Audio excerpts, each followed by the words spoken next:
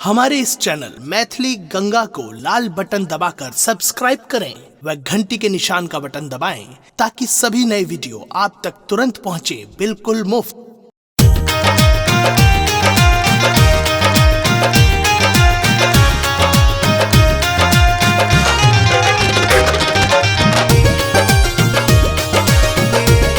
अपने सुन रहे छी गंगा कैसेट की प्रस्तुति। जिंदगी में लागल छै माँ दुखक पथारिये, जिंदगी में लागल छै माँ दुखक पथारिये, लिखलौ कोना कमैया, लिखलौ कोना कहे मैया, एहन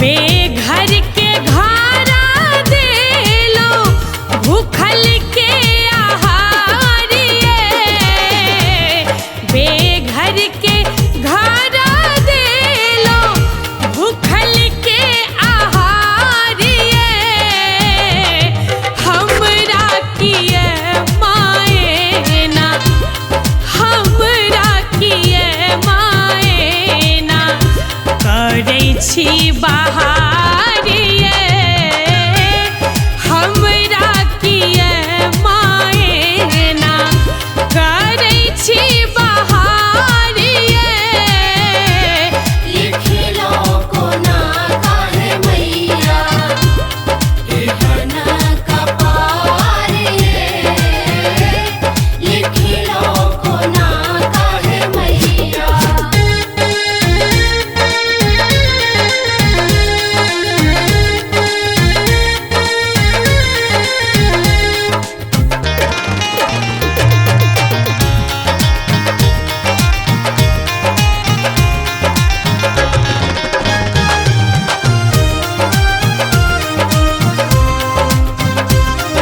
अपने सुन रहे छी गंगा कैसेट की प्रस्तुति।